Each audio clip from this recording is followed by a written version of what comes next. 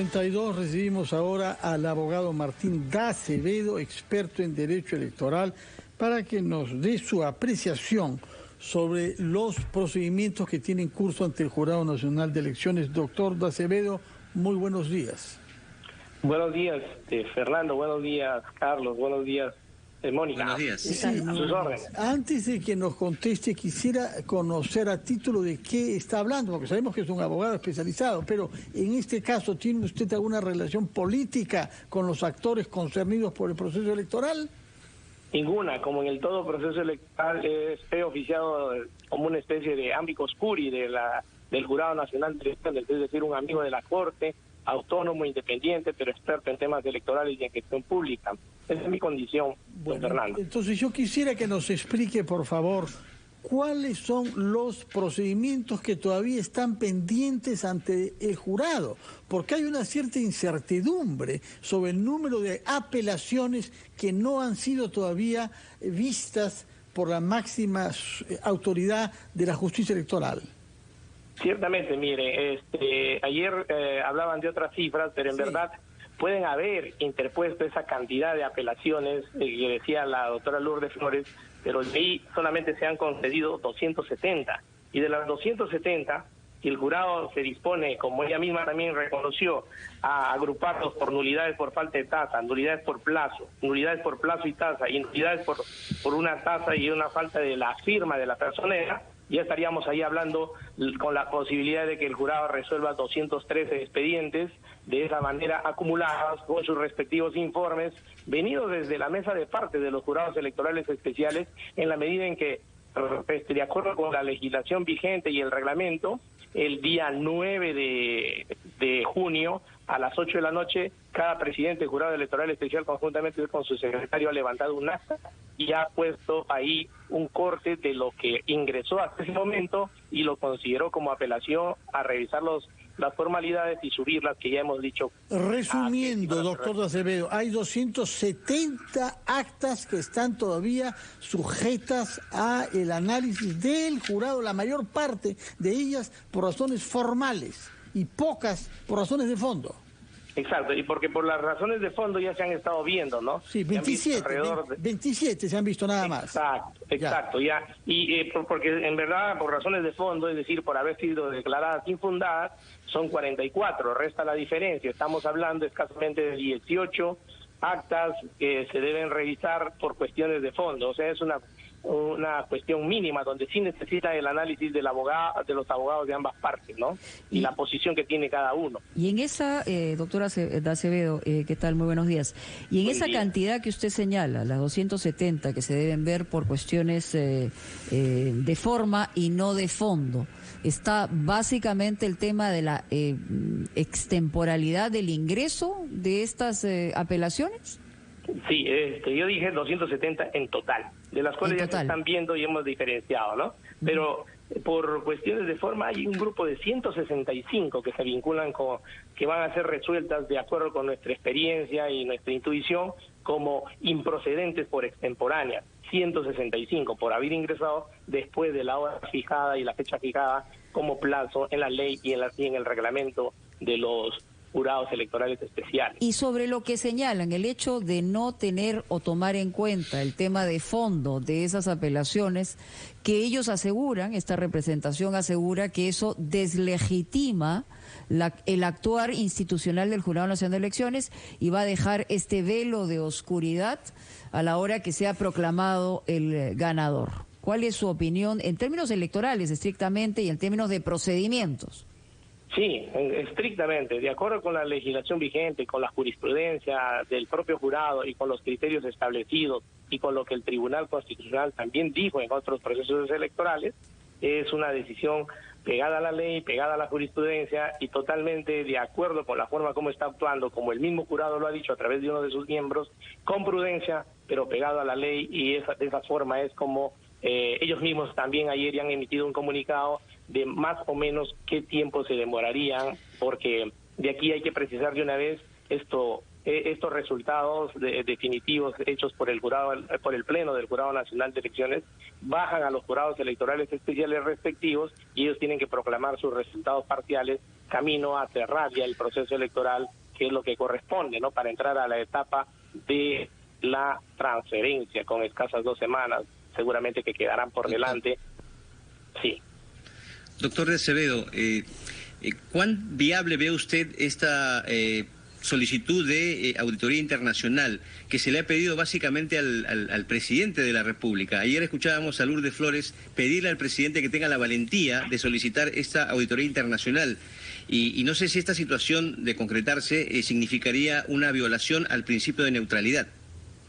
Mire, no es un asunto de valentía, menos tratándose del presidente de la República. Es un asunto de un proceso de toma de decisiones y de tener entonces en el máximo mandatario claridad con sus asesores. Ahí hay un asesor en materia electoral muy cercano al mandatario que seguramente le va a hacer notar que en el artículo 117 últimos párrafos que él da trámite a esa solicitud va a incurrir en causal de vacancia, porque no puede interferir al Jurado Nacional de Elecciones ni a los organismos electorales en pleno proceso electoral. De modo que yo creo que el presidente de la República se debe estar preocupando en estos momentos no por trasladar esa carta a la OEA para que venga a hacer además algo que ya la misma OEA lo ha dicho que es inaudito, sino más bien estarse preocupando conjuntamente con la Premier en los 18 sectores del Estado camino a hacer la transferencia cuando esto acabe. Y además, doctor Acevedo, no sé si en este caso se aplicaría también el artículo 118 de la Constitución, el inciso 10, cumplimiento, o sea, obligación del presidente hacer cumplir resoluciones del jurado. Por supuesto, Carlos, y también el inciso 3 que dice dirigir la política general del gobierno. Entonces, en esa condición, eso es lo que le corresponde, fijarse ya en la transferencia del mando y preocuparse por ella, porque además, a nivel internacional, es sabido por todo el mundo que solamente las autoridades electorales pueden hacer esa petición. Y por lo demás ya vimos cómo les fue allá en la OEA, ¿no? Bueno, sí. Además, comentarlo, ¿no? Permítamenos ir a una pausa, después de la cual tenemos algunas preguntas que hacerles, porque han habido cuestionamientos o algunas candidaturas como la de la vicepresidenta de la fórmula de Perú Libre, señora Boluarte. Quisiéramos su opinión sobre eso y otros temas que están pendientes. Retomamos ampliación de noticias después de los titulares de la hora. Mañana estamos conversando con el abogado Martín de Acevedo, especialista en Derecho Electoral, y nos ha dicho que quedan todavía 270 actas que deben ser abordadas por el Jurado Nacional de Elecciones, y eso hace un total aproximado de 50.000 votos, que es una cantidad importante porque supera la ventaja que tiene Pedro Castillo actualmente en la contabilidad de la OMPE. De esas 270 actas, la mayor parte tienen que ver con el tema de plazos, si el plazo vencía el miércoles a las 8 de la noche o no. Correcto, don Fernando. 165 tienen que ver con ella, y después por tasa, plazo y por falta de firma y tasa de la personera. Y yo ya sumé eso y les dije hace un momento que son en total 213 que se podían resolver rápidamente por parte del Pleno del Jurado Nacional de Elecciones, y seguramente así va a ser, por eso lo está dejando al final. Rápidamente, quiere decir cuándo, porque se nos ha dicho ayer que los resultados podrían estar listos antes del 15 de julio, es decir, 13 días más. Usted dice que este bloque de la mayor parte pueden ser resueltas rápidamente, ¿eso quiere decir cuándo? Ciertamente, mire, debe tomarse con las que faltan por cuestiones de fondo, que son un total de 26 o 27, deben tomarse todavía un par de días, y ahí entrar a agrupar estos 4 paquetes en otros 4 días, si se quiere, y estamos hablando ahí de un plazo de 6 días, de más o menos aproximadamente, de audiencias. A ello hay que agregarle lo que también expliqué hace un momento: estos tienen que bajar como resultados definitivos a los jurados electorales especiales para que ellos proclamen sus resultados parciales en la medida en que son 36 a nivel nacional. Se cierra ese circuito, entonces vuelve el tema al Jurado Nacional de Elecciones, al Pleno, que es quien proclama al ganador y entrega la credencial. Sí, una pregunta, doctor Martín de Acevedo, teniendo en cuenta además en lo que insiste el señor Daniel Córdoba, que le hemos tenido hace unos minutos. Cuando él se refiere a ver el asunto de los votos imposibles, ¿a qué se está refiriendo? Porque aquí los analistas y los expertos dicen que eso sería un sinsentido. Entonces, yo quisiera que nos explique, si usted sabe a qué se puede estar refiriendo cuando hablan de una de una intencionalidad de fraude. Se ha insistido varias veces en esa frase, voto imposible. No hay tal definición en el derecho electoral, pero probablemente en los cálculos que él mismo ha generado haya eso. Por ejemplo, y al respecto de repente le puedo contestar con lo que el profesor Lavado decía ayer, ¿no? En ese estudio que sí hicieron ellos, la probabilidad de fraude fue 0.01, es decir, una cifra absolutamente irrisoria. En estadísticas y formas de estudio y matriz de consistencia que se ha aplicado en muchos países del mundo, de repente a ese tipo de cifras se está refiriendo, pero en el derecho electoral no hay tal definición. Hay votos nulos, blancos, viciados y los válidos, ¿no? Doctor Acevedo, quería referirme, y Fernando hizo referencia a ello, al caso de la señora Dina Boluarte, postulante a la vicepresidencia, porque se ha cuestionado justamente su postulación.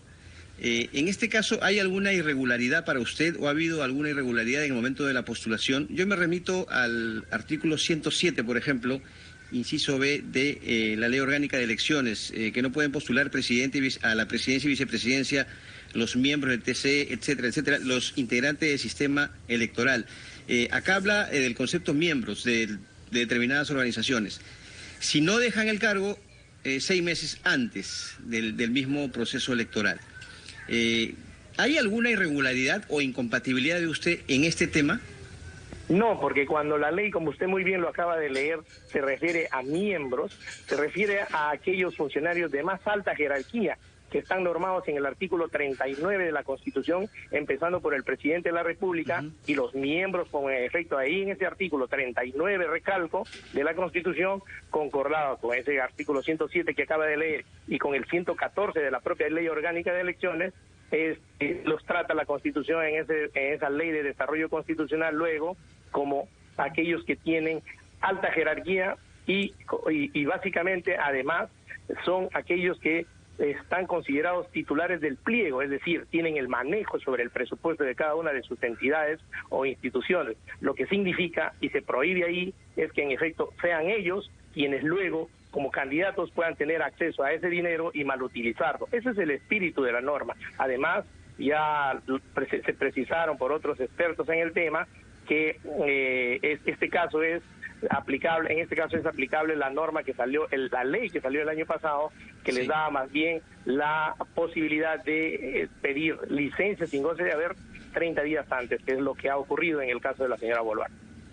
¿Y cómo se explica que ella no haya sido autorizada a ser candidata al Congreso, pero sí a la vicepresidencia de la República? Tengo entendido que ahí se vio su caso en el jurado electoral especial respectivo, y lo que no tenía en ese momento era justamente el trámite de la licencia o algo parecido. Yo no he seguido esa parte. Pero ahí en ese sentido le observan parcialmente, doctor Acevedo, no haber presentado licencia. Luego ella subsana, aparentemente, pero extemporáneamente, y en el caso específico del tema del Congreso la sacan de carrera, más no en el caso de la plancha presidencial. Es algo que es difícil de entender, ¿no? La coherencia de criterio, me refiero. No, porque justamente ha sido observado en ese sentido por el propio jurado electoral especial respectivo o por algún tercero, pero de cualquiera de las dos formas, como usted lo acaba de decir, y ya entendí, cuando ella subsana, como ahora se discute, fuera del plazo la ley es igual para todos.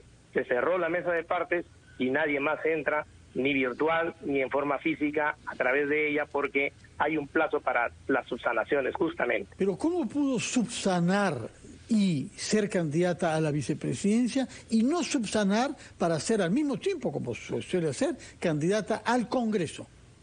Porque como candidata a la presidencia, en la plancha presidencial, no fue observada su candidatura en ningún momento. Entonces, si no se observa su candidatura ni de oficio por parte de la propia autoridad electoral, en este caso del jurado electoral especial, o por una de las partes en contienda, o por cualquier ciudadano que detecta el error, si eso no ha sido observado, obviamente no hay nada. Entonces, que objetar. Se trató de un error que no ha sido observado. Entonces lo que dice usted es que fue un error, solamente que nadie se dio cuenta. No, pero ahora cuando ya se hace la interpretación es la que acabo de decir. Ella no es una alta funcionaria del Estado ni miembro de uno de los organismos. Es una trabajadora empleada y servidora de carrera. No tiene manejo presupuestal y por ahí va la interpretación para efectos de que si se hubiese dado, la interpretación era esa. Ella no está en la relación de autoridades normadas en el artículo 39 de la Constitución, que tiene además una ley de desarrollo constitucional donde se precisa con exactitud a quienes se consideran miembros, a aquellos de un cuerpo colegiado que tienen jerarquía. Sí, en el tema de fondo entonces hay, digamos, alguien se ha equivocado en la interpretación.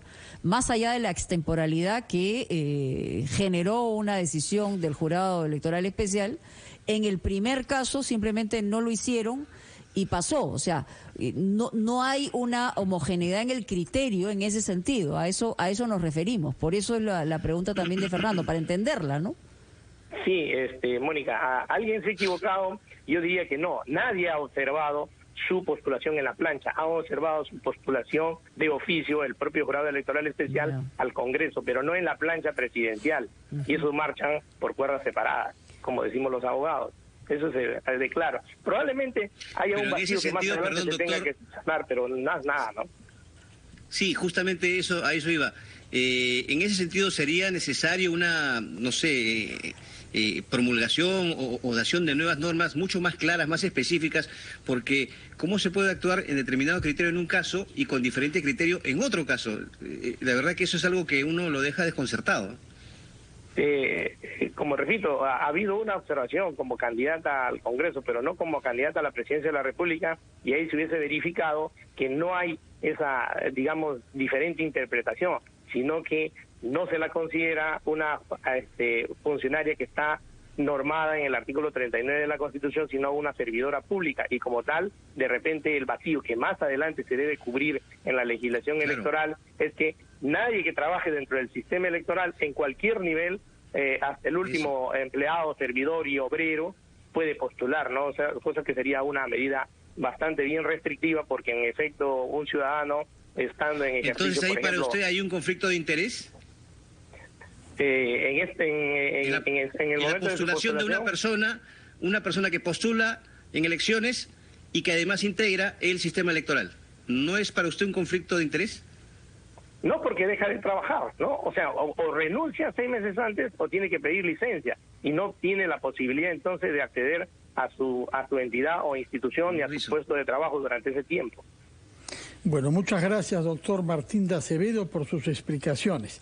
Vamos a hacer una pausa, después de la cual recibiremos al abogado, muy buenos días, al abogado e historiador Fernán Altuve Febres, que nos dará su punto de vista sobre el proceso electoral y sus complicaciones jurídicas. Hacemos una pausa y retomamos ampliación de noticias.